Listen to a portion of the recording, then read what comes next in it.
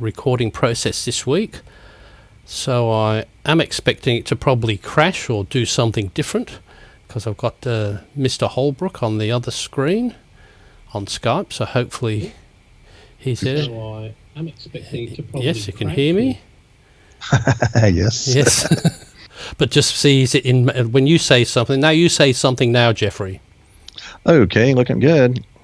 I think it's going to, I can wave my arms a little bit too. And then I'll speak, not like last week where I talked, I waited for your response, and then I'm in silence, and then when you respond, I talk over the top of you all the time. So that seems to be going through okay, does it? Yeah, I think so. It's going, like you say, I'm still waving around on the live stream now. Okay. I'm done. As long as it sounds really good on this end, and it looks good on the live stream together. And I am talking right after you on the live stream, it looks like. Okay, well, I might as well start. So hello, everyone, and welcome to the Weekly Catch-Up.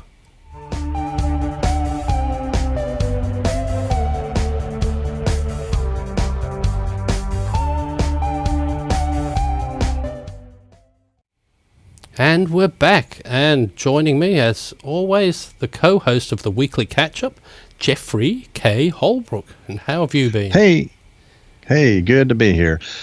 Doing okay, but we had a really tragic thing happen this week. At work, I don't know, it started off on a downer, but at work, there's this young lady that I work with. She was about 25. And I worked with her. I work in the night, so I worked with her all night long. And then toward the morning, she told me that during the day she was going to go on a ride with some friends on an ATV, which we call four-wheeling. It's in West Virginia. This is extremely popular because there's trails through the woods, and it's very mountainous and everything. And it's a challenge. These four-wheel motorcycle things, ATVs. So people go on big rides through the woods, and and there's trails specifically made for that, even by commercial companies. Well, she told me she was going to go and do this, and she's done it before. And I said, oh, that sounds like a lot of fun. Well, that evening, that Sunday evening, we found out that she had gone on this and that she had been killed in the process of the ride. And like you say, I mean, it's a very shocking thing. Like you say, we spent the whole night working together, me and several other people there. And I mean, and she was always this real cheerful person walking around, everybody's being, kind of solemn and serious. She would just kind of walk in and break it up, and everybody'd be laughing here in a second. That's just kind of joyful person she was. And they left the trail, and she was thrown from the vehicle, and her passenger, who was on behind her, was actually pinned under it and had a problem with her ankle. But this girl here was thrown, and they're not exactly sure. We're not sure what the injuries actually were, but they were fatal. And she died from the thing, and everybody's just in shock from it. And again, I hate to start on a downer here, but it's a very solemn thing for everybody around here. It's really, really shocking. But it's the thing is, so it's you go through your life and you get down on little things, and then something that's really important like that just snaps you back into it, doesn't it? You start getting upset about menial little things, but then something tragic like that makes you thankful for what you do have. Oh, it totally does, because you're sitting there, mind your own business, or you're saying, I cannot believe I got a flat tire, or it's just something, again, when you think about it, it's trivial. And then more of a downer, even more tragic, this young lady's aunt, who I've worked with at the same place for years, her husband died of cancer a couple years ago. And this niece was, again, the person who was constantly cheering her up and coming up with things for them to go and do. And, this lady's been in mourning now for a couple of years. And now the niece is gone. And this has happened over the last couple of years. I'm worried about the lady. I really am, because it's just another blow, to her life. And again, whatever problems you have seem pretty trivial right now. And like you say. Yeah, and you just don't realise a lot of time what these people do in their life until they're gone, and then you see all the things that all the other people that do miss them. So that's why I think one thing I just do like about the American culture where you have your Thanksgiving, and it's at least it's a time where and everybody does do that, thanks people just for little things and that, and it's just we don't have that here, but I think it's a darn good thing, and I've been there and it's just really good to be there, just to thank people for just being there and being being your friend for the past year, and just things that you would never say normally. So I agree, because that's what holidays do, is bring you up to a particular point, make you concentrate on a particular thing. For me, the way I was raised, it was a specifically very religious Christian holiday for us. And it's, again, very Christian-y and very family-oriented. But in the United States, it's a day off from work type of a thing, and it's set up. Some companies, it always happens on a Thursday. Some companies will give Thursday and Friday off, so you get a 4-day weekend out of it. But when it comes down to it, even people who are not necessarily Christian or religious at all still gather with their families, and kind of, I guess if some of them have little tiffs with each other or whatever, then they put all that aside. They get together, they have a dinner together in a very old-fashioned, traditional family dinner way. And, it makes you stop and think about all the great stuff that you do have. Yes, we all have our first world problems, but when it comes down to it, just being thankful for what you have, because we have so much, and it just gives you that opportunity to be thankful. Yeah, I always find that whenever you're thinking about something, when you're down or whatever, there's always somebody else that's got much more bigger problems than you have, and just sort of get over it and just get on with life. So there's a lot of things to look forward to as well, so that keeps us all going. Yeah, you don't actually really get old until you have absolutely nothing left to look forward to.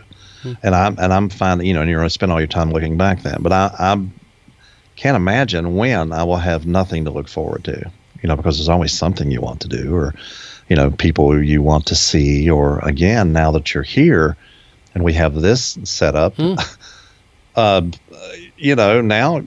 even if you're an invalid, you don't have to, you can still be online, and you can still, have friends without being able to physically go out. You can be a complete quadriplegic and still have this world of friends. It was never available in previous generations. It's just great. And me, I'm a typical one. There's some people who can keep friendship, pen pals, and have somebody like you as a pen pal, and write to them religiously each month and tell them what's going on. But I can't be bothered with that. I don't know why.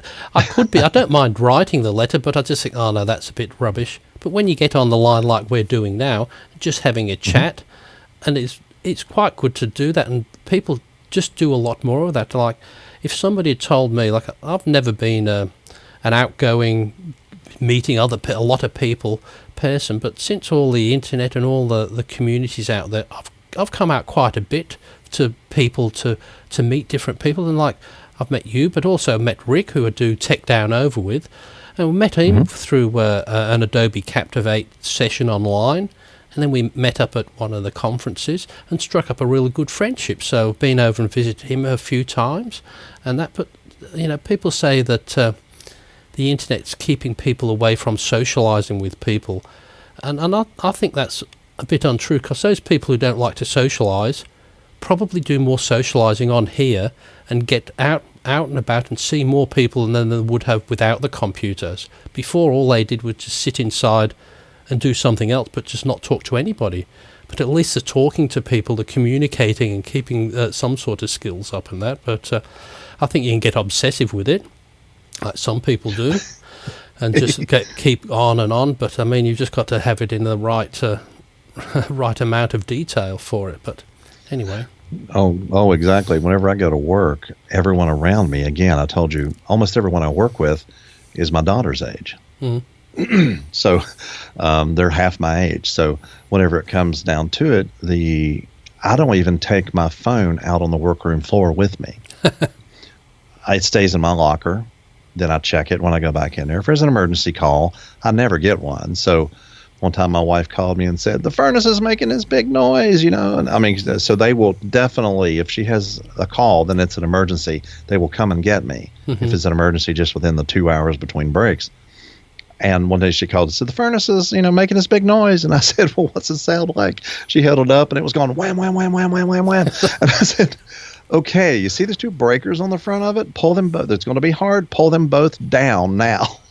And so, one turns off the heating mechanism, and the other one turns off the fan cage in there that was broken and whacking around the inside of the housing of the furnace.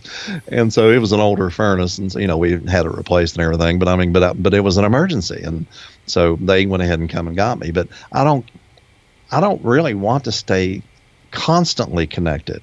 No. And again, that's probably my older generation thing. I check every so often. I'll bring out my phone and I will check Facebook and a couple things like that whenever I'm on break or lunch. But as far as like being my phone tweetling every few seconds and needing to, feels this urgency to where I have to do that. I'm around and I will check a few times a day. But, I've got things to do and I do actually, I'm kind of a thinker. So I spend a lot of time thinking and don't want that constant interruption in my thoughts whenever the phone goes off, That's the same thing I do. I tend to leave the phone and maybe check it at lunchtime. And quite often throughout the day, people say, I tried to phone you. I said, well, during the day, I'm at work. Work's got my full attention. If you need to, if it's desperate, phone me on the landline. Don't phone me on my mobile, because I just ignore that. Because if you had a look at your mobile every time it made a bit of a noise, you'd be forever looking at it, because it's always dinging for messages, or then somebody's texting you, but it's a spam text. There's always something going on, isn't there? So never can be never quiet. No, the phone, like you say, the people I work with are every few seconds are checking their phone and doing something really, really quickly. You see them kind of walk around the corner and do something real quick and then move on. And so I'm serious. I would say 10 times an hour. Yeah, at least. All my coworkers are doing that. And it seemed little. Years and years and years ago, I worked for this man, and this was back in the 80s. And he said that he would never hire a man that smoked a pipe. Oh. And I said, why? Why? Of course I never smoked, but he said, I said, why? He said, because their hands are always occupied with the pipe, relighting it, holding it, whatever, and it keeps their hands occupied, and they need their hands free to work. I'm thinking, okay. Of course I had never been a boss, and so I was like, okay, I guess that could be a bit of a production problem, a bit of a productivity problem. But now the phones actually are just as intrusive and are just as, much of an interruption of the regular workflow of a workplace as what a pipe must have been back then. Well, the same as cigarettes, they're always on about cigarettes and people going for cigarette breaks. But that's far less of a problem than people checking the phones every 5 minutes. But people don't seem to understand that it's only a couple of minutes, but to do that couple of minutes throughout the day, and it can become an hour. And it's an extra hour that they've lost out of the day, that you've lost productivity out of them. So, well, we work in a large industrial plant, and to walk, you can't smoke inside the building at all in a U.S. government building. You have to walk, how many yards to get through to one of the exits in order to smoke? Could be 50 yards that you have to walk to smoke and then come back after you smoke. So you're walking the length of a football field to go get a smoke, plus the time you're out there, and then you come back.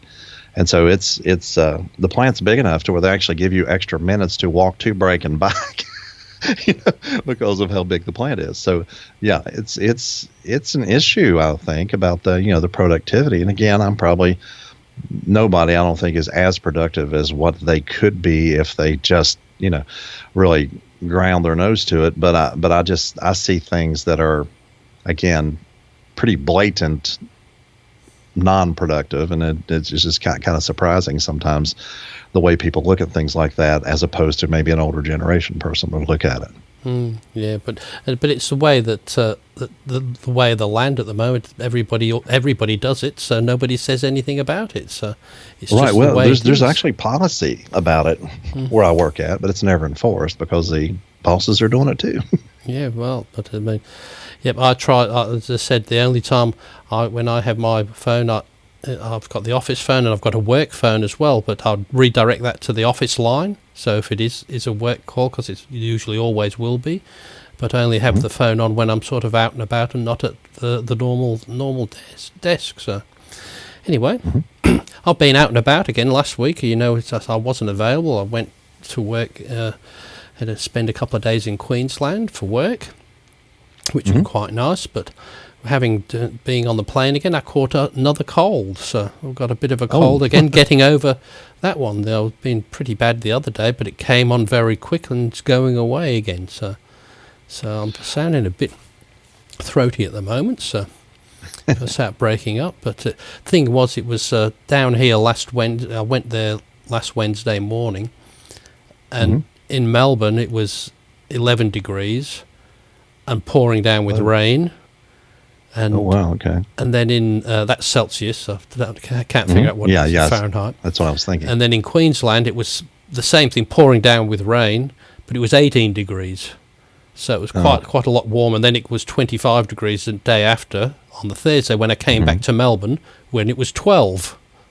So I think sometimes it gets a bit hard, and I think just going up and down in that different climates makes, especially when it's all of a sudden and you're not staying there for too long, just there a day and a bit.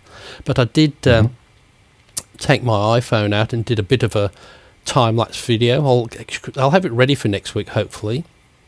Cool. And I'll play it on the show, and you won't be able to see it on the show as well. So you'll have to watch the show to see it. So. That'll be fun. I'll be able to see it on the stream. Yeah, well, that's right. You should be able to do that as well. Yeah. But what I did... I'll only be about 30 seconds delayed or so.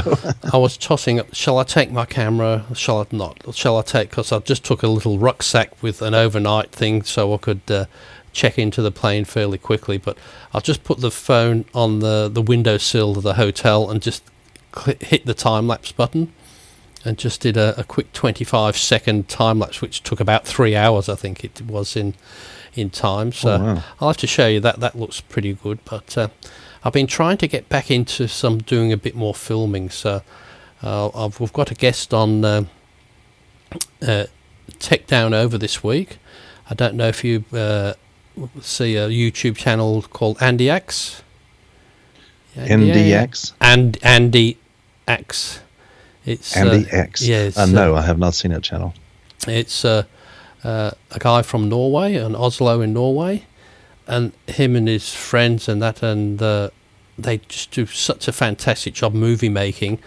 We've got him on the show, so I've got him by myself, so that's really good this week because I was really interested to have a chat with him because they do reviews on products and all sorts of things like that. A lot of channels, you just see them, they just do an unboxing and talk about the products. But it's like a bit of, each one of their reviews is like a movie. There's always some hidden story behind it's not just a review. And they do quite a serious review, but there's always a little story behind what they do with it when they're shooting with the camera or whatever. So they do, and I was having a look at some of their old stuff, and they did an iPad review. And this was a bit of a silly one altogether, and they picked up a 27-inch iMac and pretended it was the new iPad. Oh. but they did all when people saw it, you could see it just looked like an iPad, and all the things are superimposed on the top of it, and just it was just so funny, all the things that they did with it. But that was back in 2011, so they've come a long way. So it'll be quite interesting to chat with him. I'm just hoping all this stream works for me because Rick unfortunately has got other appointments and he can't make it, so I'm doing the show, but I don't mind doing that, but I'm just hoping it holds up the stream. So what I'm thinking of doing there, I'm thinking of not streaming it and I'll just record it. I thought that might be the better way. So at least I've got the thing, and because it'll be early in the morning, so at least then I can put it on YouTube and stream it on YouTube, because there's no interaction with the public anyway, so it doesn't really matter. Yeah. And you're probably seeing on your chat, there's probably thousands of people in there as well, isn't there, watching now? Oh yeah. And every one of them, I'm having a hard time keeping up with it. every one of them, you. Yes. Oh yeah. Well, yeah. And so right now it's got it says Holbrook New Media greetings. That's what it says right now. and with that, I've been looking at other things, and I thought, looking at some of the things they do, and I thought, I've got to get out there and start doing something with the equipment and the filming. But I think he's very lucky. He's got a load of friends that help him round with different things. But I also thought, like you were saying before, just with the age, with the getting older and the younger ones, like now, when you go around filming with about, you're 50, 54, I am, filming that, you look stranger, whereas if a 25-year-old goes there, they're only just filming. But you just look like, I don't know why, I feel a bit more conscious out there with the camera by myself than if it were with but that's by yourself, but it doesn't look so bad if you had a couple of people doing it as well. So, but also I've got a lovely Canovo slider that I bought. It's a 120 centimeter one, and I just bought it and then had some sort of troubles, and I never got round to using it much. But I also got the electronic pan, tilt and zoom head, so it does everything. And I've really not. So I thought, right, I've got to get it back out, set it back up again, because I just put it away before, and then I had it set up once before, and I used it for tech down over, and all I'd used it for was I had this camera on it, and so I could sit there, and it made me look like I was going up and down sideways, because I could just move the camera like that. People said, "What are you doing?" I said, and then zooming in and out, and then it looked very good. Because I don't know if you didn't see, I did a little video of me at Brisbane Airport, and then it says, "Oh, here they are lifting me up to the plane," and I just comes. But that was just a camera. I was just moving the camera around. I said, "Oh, they've got me into place." But I've just got that out again, because the great thing with that, it has what does it have on it? It has the pan, tilt and zoom head, but it also has a time-lapse facility, so you can connect it up to the Canon camera, and it will actually say control a camera. So it will say take a shot, pause a second, move the slider however many centimeters. If you said 1 millimeter or 1 millimeter, then it said, okay, now take another picture. Then it takes one, stop, pause, move, and do that. But you can pan, tilt, and zoom the head all the time with those things. So do the. But I've still got to figure out how to do that. The time-lapse one's not too bad, but whether you've got pan, tilt, and zoom, you've got to tell it the angle and how much you want to do it after each photo, or if you do, or how often do you want to do it. So I'm still trying to figure that one out. I've nutted down the live movement for the live video, but the time-lapse one is the most important thing. And like anything with time-lapse, I'd enjoy doing them, but the thing is, you've got to have days to waste sometimes, because you've got to have the patience and that just to set up a time lapse, sit there for 6 to 8 hours, and then figure out it's wrong, and not get so upset about it.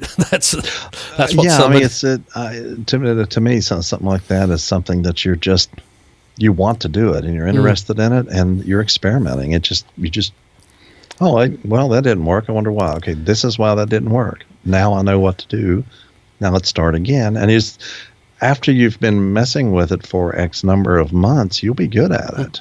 And you'll might have to make those mistakes, and then all of a sudden you know exactly what to do.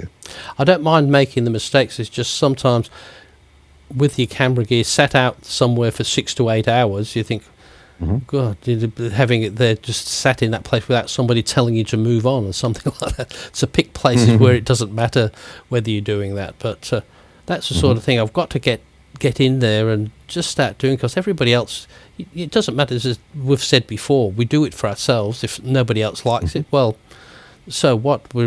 Well, some people get money off YouTube, but they do, 800,000 views or something, and they might get a few pennies out of that, and they don't make a huge living. And even the top ones might make $800 a month, which, when for the amount of time that they do, because these people, they don't just put the odd YouTube on there and get a lot of views. They spend a damn lot of time putting these videos together. They're not easy, but I really appreciate these people who just take the time and just.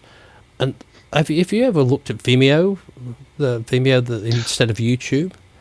I have never been over there. I know my niece and nephew that have their recording studio. Mm-hmm. They do a lot of video work, and they put some things on Vimeo from time to time, and I've watched certain videos they've had on there when there was a link to it, but I have never gone to Vimeo. Well, I'll send you a link of a couple of, these short videos that people are doing on there, and they're just fantastic. And I showed one to Rick, and Rick said, well, when's this movie out? I said, it's not a movie. That's it. That's just the short. And they said, really? And I said, this is just a fella and his girlfriend put this together with just normal equipment, and that they said they've spent a lot of time on it, but as I said, it's amazing what people can do. And there's this one that somebody did, it's got Urban Sprawl, I think it was called, and it's just got this guy riding his skateboard round, going down the on-ramps in Los Angeles and off the on-ramps in Los Angeles, down all the streets, but the place is deserted. Oh. And I've just been trying to figure out how does he do it, because all the trees behind are all flowing around, but there's no cars. So somebody said it's got to do with the exposure level. If you do it right, when you do the exposure, it makes it look like there's nobody there. You can get the right shot. You can just do that, and then if you cut out the main parts where all the vehicles are and leave the live footage, mask it out, it looks like it's all empty. But I thought, this is just an amateur person doing it, and it just fascinates me just looking at some of these short movies. And there was another one on there. This fella just went into a shop in Hollywood Boulevard, and just this old, creepy, broken down shop. Thought, it's like a bit of a junk shop, it looked like, with a bit of memorabilia. And he interviewed the woman in there, but it was so interesting because it turns out the woman, knew all the famous people because she was about 85, but she was been there all that time in Hollywood, and knew all the famous people and was part of the scene back then. But everybody had sort of forgotten about her. But it was just amazing how you can just get that one thing. And there's another one where, I don't know if you've seen it, but he does it even on YouTube. But Philip Bloom, he had a video called My Dad, and he just interviewed his father, and it was just a 20-minute interview, but it's such a gripping thing, and he wasn't saying anything earth-shattering, but just the way he did it, and it just makes you think all these little things, like interviewing your family or doing something like that. It's something there for later on. It doesn't matter if nobody sees it or what they do, but they're only there for a short time. Like you said with that person at work, you never know when your time's up. So it said, just do those things. Get people around that film them, ask them questions. They don't have to be old to do it either. It just said, and that's probably more memorable than the odd photo here and there that people do have. So, but they're the sort of thing. But then you've got to get people comfortable into the fact where you're going to ask them questions. And there's a fellow called Philip Hodges, and he does a lot with Lumberjack, which managing metadata for Final Cut Pro, and he's based in Hollywood, but he's an Australian, and it comes from Tasmania. But one of the things he was saying about interviewing, he had a list of questions.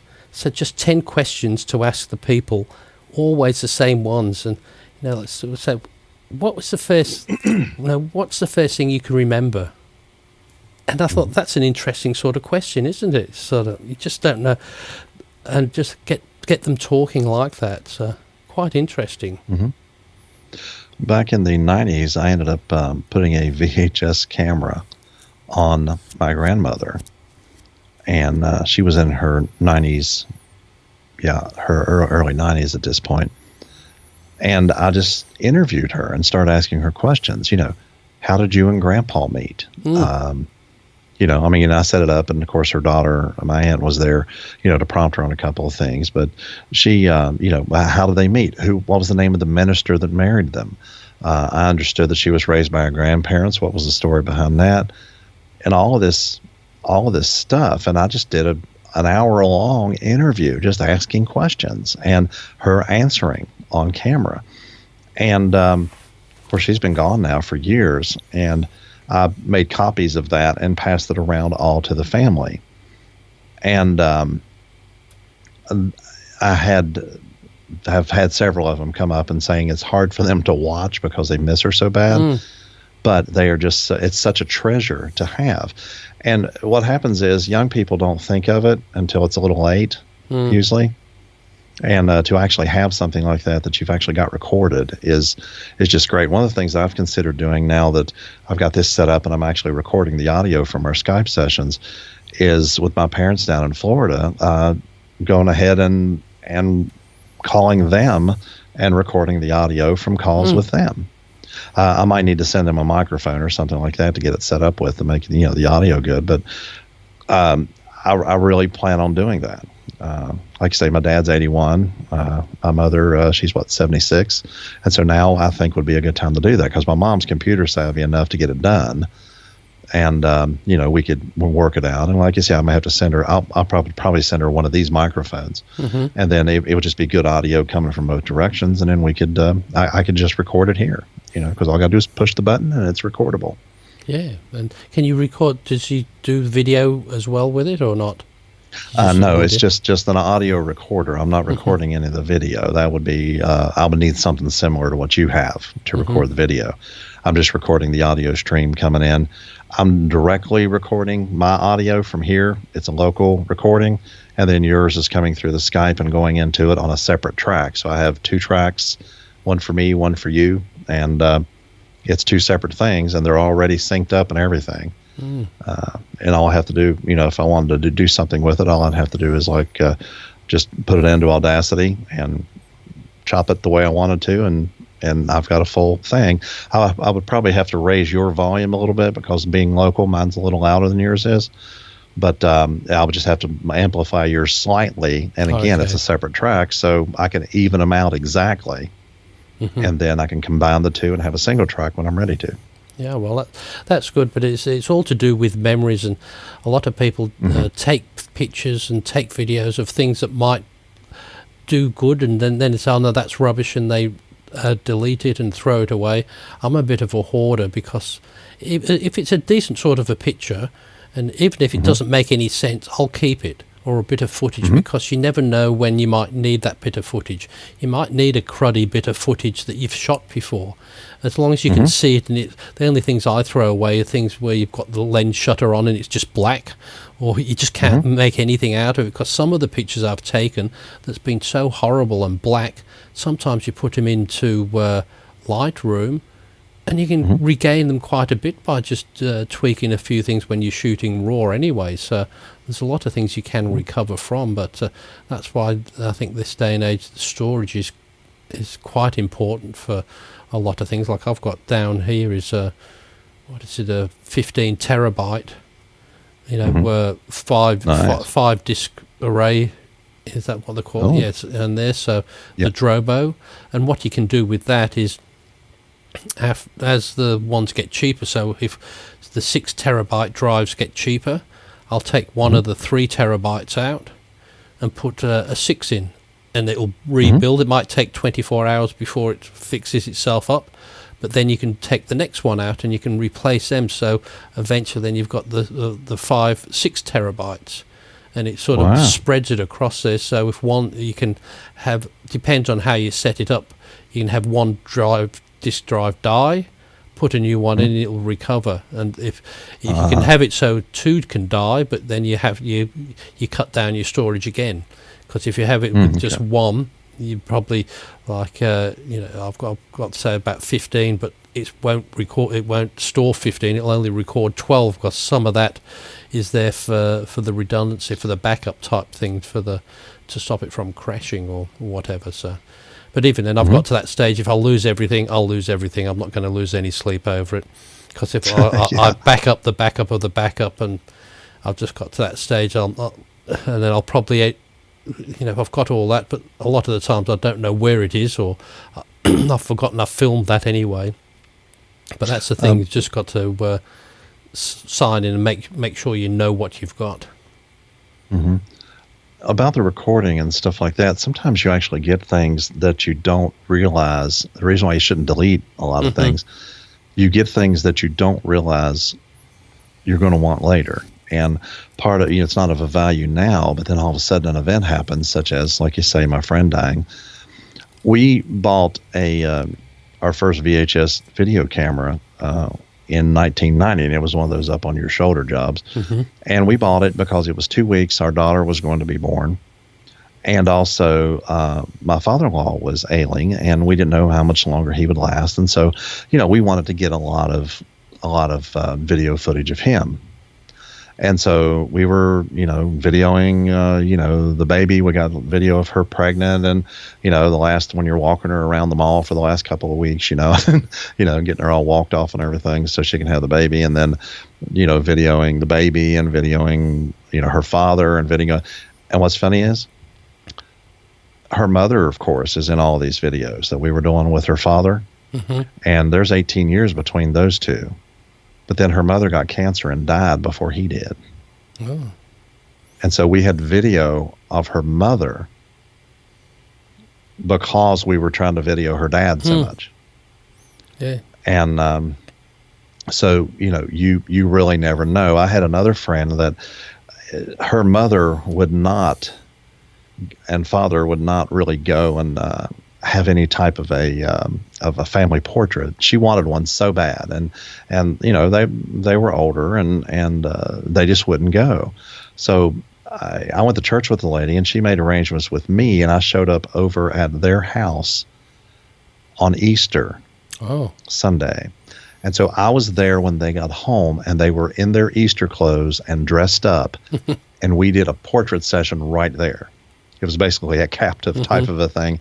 We did some of them in the living room beside of a big picture window, and several of them outside. And of course, her daughters were there, and we just did all the family portrait stuff like that. And about a year later, it turned out that her mother passed away about 6 months after that, not unexpectedly. Yep. And so she came to me, and she said, "I am so grateful that you did that for us, and we were able to get that done." It was kind of a sneak attack, but we had good, solid portraits of the family, everyone together, and of her mother and everything. And suddenly her mother was gone unexpectedly. And like you say, record everything you possibly can, because you don't know what you're going to lose.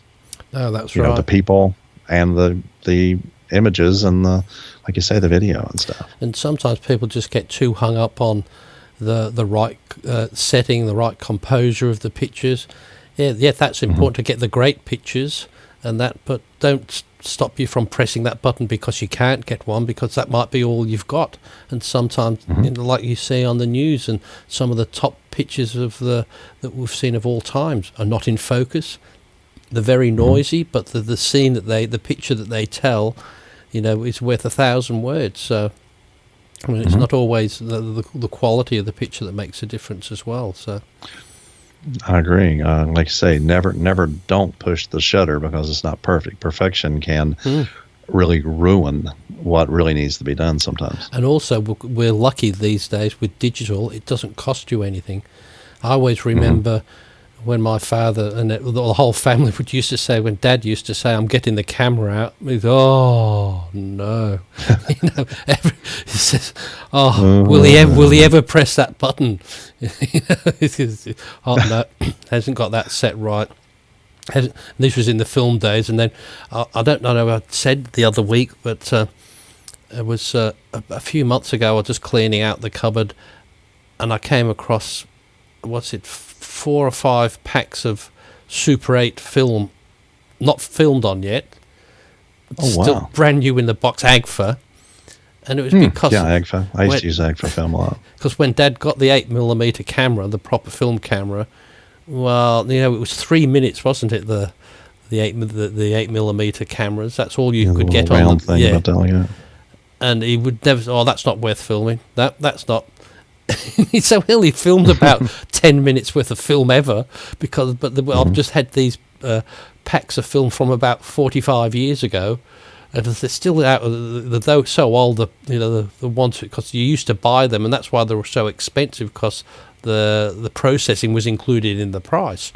So you just send it off to AGFA, and they'd send it back as a proper film. But it's just quite amazing. Like they said, now you've got your smartphone, and the quality on that, it's just quite amazing. That's like, science fiction type quality of back when you looked at these 8mm things, which was, clunky, and a lot of them at first, they didn't have sound.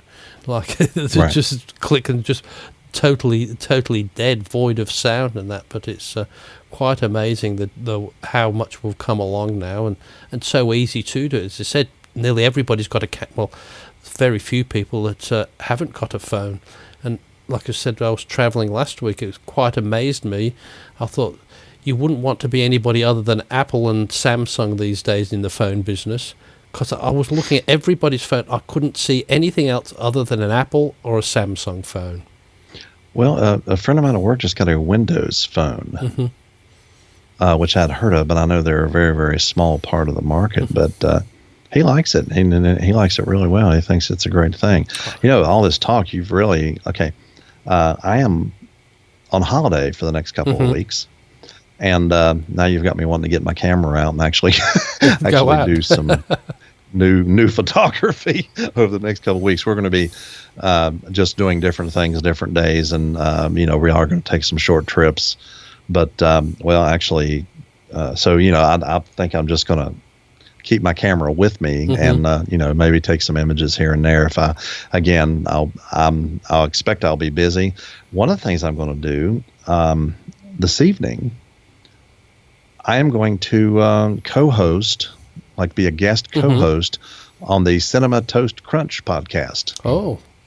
And I'm going to bring a movie with me, and we're going to record a podcast episode of the show. And what happens is the guy who's the expert, Garvis Reed, he is such an expert. He was even working in a theater whenever he was running the camera and all this stuff. And he's a total movie buff, and he knows everything about movies.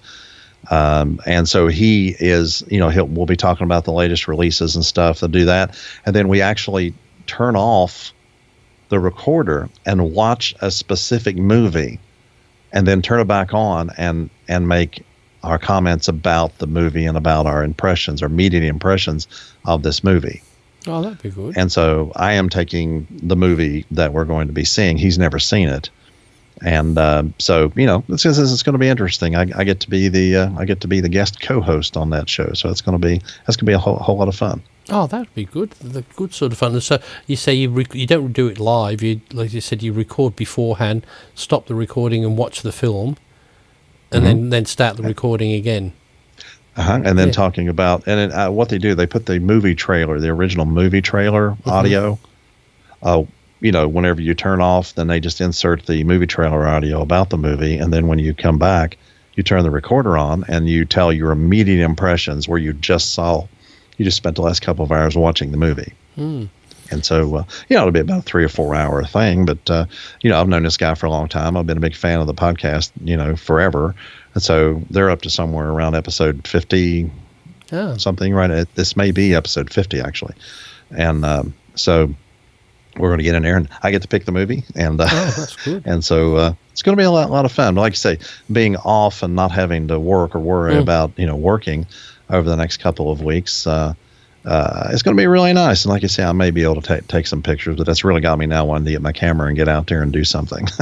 But it still just does amaze me, all the content that's out there, and how many good things you just don't realize it until somebody points you in that direction, because there's so much good stuff out there, but you just will never find it unless somebody says, have a look at this. And then sometimes you watch that, and then you might get a a few weeks where you don't and you forget, and then it goes by the wayside. Then all of a sudden you remember again and go back and look at that. So I'm just amazed at the amount of how much quality, and there's quality out there as well. Like Yes, I there know is. people might say we're a load of rubbish, but that's fine. But other than us, there's other people that they do quite valuable shows that I watch. Like I watch the Tony and Chelsea Northrup every week with their camera, and they do a lot of camera reviews and that. But it's not like a cheap podcast thing anymore for them. It's just you watch that like you would watch an episode of on the TV. You tune in. You don't. It's more casual, but that's what you like. You like them fluffing some lines every now and then, or saying the wrong thing, or something not working out. You just know it's live, and it's just the two of them talking about things, and they interact with the audience a lot better. They have somebody that manages the chat. But I mean, it's just quite entertaining. And now with these smart TVs, quite a lot of the time, I've said before, I go downstairs and put on the 60-inch, 63-inch TV, whatever it is, on the LG, and put it on YouTube. And the quality that you get out of these, it's just fantastic. You can watch that, and the sound quality. And I thought you don't have to be, you're not sat in front of your computer watching it anymore. I tend to watch that instead of shows on the TV these days. So, and when people say, "What have you watched all week?" I said, "Well, no TV." Well, the way we're set up. I mean, yeah, I can watch them right here. I have a 21-inch monitor, my bigger monitor here at the computer desk. But because I'm definitely the desktop command center type of a guy. But when it comes down to it, if I'm, and I'll watch something specific on YouTube that might be about a piece of equipment that I'm doing something, or I need to say something about it, or make a link for a particular piece of equipment on a podcast episode, show notes or something, and then I'm looking for a link for that or a good review for it, and so I'll do that work here. But when it comes to watching YouTube or Roku, the little box that does all that stuff, you turn it on and you've got Netflix, Amazon Prime, YouTube, the top three. YouTube is just as easily selected as the other two. And if I'm wanting to watch, if I have short time, now if I want to watch something, a couple hours, and I'm going to watch a movie, or I'm going to watch an episode of a particular show, my wife and I, we have about an hour together after I wake up. We dinner together, watch something on TV, and then I start getting ready for work. That's kind of a tradition we got there. And so we'll pick a series and watch this series, an episode of it each day before I go to work. Well, if I've got short time and I just sit down there and I've got, a few minutes, like when I get home in the morning, I've got it's like a bit of medicine to take, so I've got to eat something really quick. I'll just sit down, pop on YouTube, and watch, little 10 or 15 minute video on something I'm interested in. There's this one guy that I'm subscribed to. He's up in Canada. And, he does some bushcraft type of stuff. Real nice, easygoing young man, though, and him and his dad, they're out in the woods and they're building a cabin and they're doing this. And there's this, I just found this one thing, and it said, easy way to get ice off your car windows. Oh. And it's a little 16-second video. And so, I'm thinking, well, what's that? It's on this guy's stream. So, I'm subscribed to him. So I turn it on. And he's inside the car, and you can see the ice has just got everything blurred. It's just ice. And he pushes the button to bring the window down, and the window comes down and just leaves this sheet of ice there. and you hear him snicker a little bit, and all of a sudden you see him put his fist through it and go, "Rah!" And then that's the end of the video. Oh, that's how you do it, is it? I laughed about that. It was just funny because the guy's so calm and well spoken and everything like that. And the window is just 16 seconds. The window comes down, and there's that ice. And like you say, he snickers because it's just a solid sheet of ice, just like the window. But you see the window go down, and then he just goes, just busts through it with his fist, and then the video goes off. There's you waiting for an explanation of how you do it, rather than he just punches a hole. You thought, easy way to get is he going to show me how you put a cloth over this and sprinkle it with lukewarm water or something? How's he going to do it? And then that's how he did it. Just smash it. That's what I was expecting. But the way I found the guy's channel, I am interested in, one of the funny things I'm interested in is edible plants that are just here in the wild. And he did a series on his YouTube channel on edible plants, and it's a very nicely, again, he's really good at teaching, and he's very articulate at what he says, but it's not preachy or but it's still just this regular guy, and he's talking about it, and he says, you need to be careful when you mess with these walnuts. Make sure you wear gloves, or you're going to have your hands stained forever. Things like that. And he tells you what's edible and what to be careful of, and things like that. But he just, instead of saying, hey, you can eat this plant, you can eat this plant, hey, look at this, you can eat it. No, he took each plant all by itself, told about what it tastes like, what it might be good for, either medicinally or nutritionally. And so he just does series about them, and I just love the guy's channel, and so I go and watch things like that, and he's got all the videos where they're building their cabin and where they're doing some other things out in the woods, and they had this big encounter with some coyotes. All of a sudden, it showed up and surrounded them at one point, and they're videoing those, and him and his dad are out there, and I enjoy it, and so I go check these people we're subscribed to every now and then, and I've got a few minutes. I'm sitting down 10 or 15 minutes. YouTube is perfect for that because most of the videos are rather short, so it's not like you only got to watch 1/4 of a episode of Star Trek or something. You actually can watch an entire video, and if you've only got 10 or 15 minutes, YouTube is perfect for that. The only thing I hate with the YouTube is you watch that little 10-minute video, and the suggestions it comes up with afterwards, that looks so interesting, and if you have got time on your hands, you end up watching about 2 hours worth, because and then that one links to something else, or they've got 3 or 4 windows open because you don't want to lose the search from the previous one. So you open it in another window, because that's the fear. You think, if I come back to it, it might be gone the next time. Well, in self-defense, what I do, if I only have that 15 minutes and I've just watched a 10-minute video, if you really want to make sure it's there, go select it and subscribe to that channel. Oh, okay. Yep. And then you can come back and kick it off anytime you want to. And then it'll be there when you get back. And then if you don't like the channel, you can watch that video, find out what it's about whenever you come back, and then you can that's the way I always did podcasting too. If there's a podcast I'm curious about, I just subscribe to it. Yep. And then I download 4 or 5 episodes of it, and then I start at episode 5 back and just start listening. I don't like this one, and I'll kick it out. But I subscribe right there, get 4 or 5 episodes, and then test it. And that's the thing, there's a lot I unsubscribe to, because that's not really for me. But I initially subscribed just to make sure it's there and available when I want it. I went through a lot of mine on the YouTube and unsubscribed. Not that I didn't like them, but I want to bring it down to a list of ones that I'll actually watch, because there's so much in there you just don't want. Because some of them you think, I haven't watched that for ages, and that you think, well, okay, I'll dump that one and I'll watch something else. But there's like, I think, what did Google say? There was when they did about their photos, and they said, well, if you were to sit with your phone and flip through all the photos I had in Google, it would take you 427 years or something like that. Oh yeah, I got that. He said, if you were just doing that, that's how many pictures, and you think, my goodness, that's just photos. And I thought, that's the tip of the iceberg.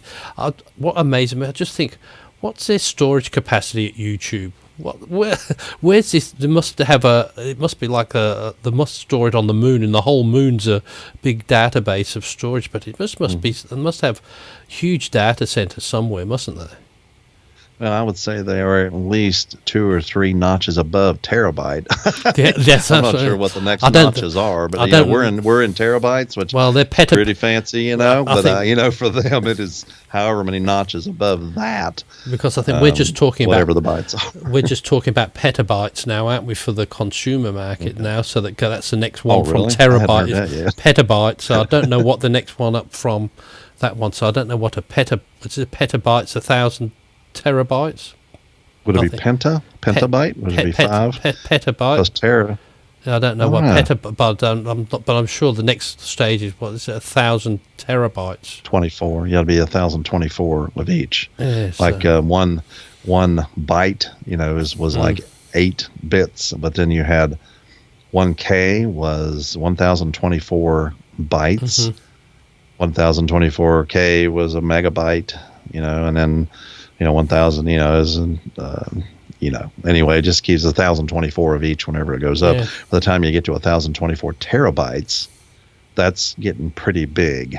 Yeah, but the thing is, it gets pretty big, and it's not that long ago where people said 20 megabytes. Huh, what would you want 20 megabytes for?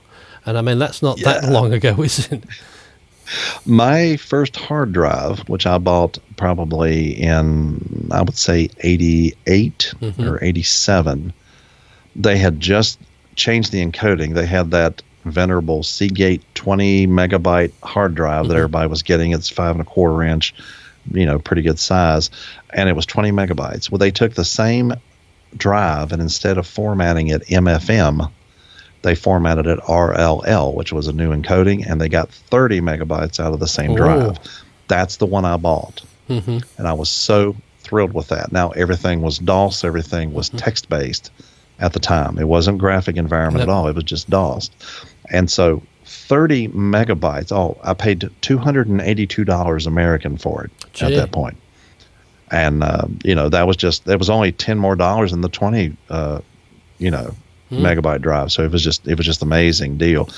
And so, I mean, I had so much space. I ran a computer bulletin board system on 20 of it, and then I kept the other 10 megabytes for myself.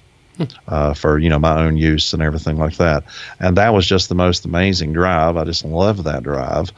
It was just funny, and how big that was and how amazing it was. And now, we have a single file that would come close to filling the whole thing up. I mean, no, actually, let's see. I had a 60 megabyte file the other day for a podcast, an hour long. Hour and something audio podcast, you're talking 60 megabytes. So it's just kind of like, okay, megabyte a minute. And that's the thing that's opened it up, I think, is not so much the technology behind filming and video, it's just the storage. Because, I remember when my time at Sony, they brought out the Mavica camera, which was the first digital camera which had a 1.44 megabyte floppy disk. I still have one. You do still have the Mavica camera? Yes, I have a collection of my older cameras and stuff. Got a couple of them sitting back here, but I still have a Mavica stored away down the basement. I can just imagine, you couldn't even get one picture on that now with these cheap cameras. At a 10 megabyte camera, you'd have a box of discs for one photo. And that's what. But you used to have. This one's got large file size. It's it's got a 65K or something. That was a huge file size, but you used to get half a dozen top quality pictures on them. But then they brought it out into a disc version with a little disc in the Mavica, which did that. But that was a precursor, for the digital. But once the memory started getting cheaper, that really opened it up. I remember when they introduced the memory stick, and they had I think it was a gigabyte. Was it No, it was 100 megabytes or something, or a gigabyte. And I think it was something ridiculous, like it would have cost $80,000 to sell, and thought that they couldn't bring it out because they said the technology was there, but nobody'd pay for it. But then just imagine now, 1 gigabyte, you can't sell that. They're giving them these 8 gigabyte sticks. They'll give them away, aren't they? There's just. I have a couple of 128s, and I know they're bigger than that now. But I have a couple of. I keep one of them plugged in down here. But 128 gigabyte sticks, and then, like you say, for $3 you can get a 4 or an 8. It's just nothing anymore. And I have a tendency to keep 1 or 2 of those small ones around just to transfer files to friends, because people I'm helping with their podcasting or that type of thing will do things like that. And one of the things that was surprised me, that I did a voiceover for my friend who's doing the Christian Ministry podcast, and now it's to the point to where now they'll let you transfer files if it's just a short voiceover. I can transfer the file with an email. As well. Just like, oh, hey, this and this and this, and I was saying this, and we're doing the voiceover. Okay, great. Edit. Okay, attach to an email. There you go, buddy. It's like, that is so nice. I'll tell you what, I think we're just about down. I was just saying, we'll just flick to the end, my end shot, And I said, that is, and we forgot to say we were on show number 21. And so on my end shot, I always put on the next show would be show 22, of course. I do that because I always forget anyway, so I thought if I put the correct one on the beginning of the show and the next one on the end of the show, I'll just look at that next week and put that at the beginning and switch them around. So hopefully this has worked out. I think it has. I mean, from what I can tell, I'm looking at the screen and I mean, I could turn up the audio, but I'm looking at the screen and I'm talking, then I stop and you're talking. I mean, the timing appears to be really, really well. Oh, good. Anyway, so thank you everybody for watching, and we'll hopefully catch you next week. Okay, bye for now.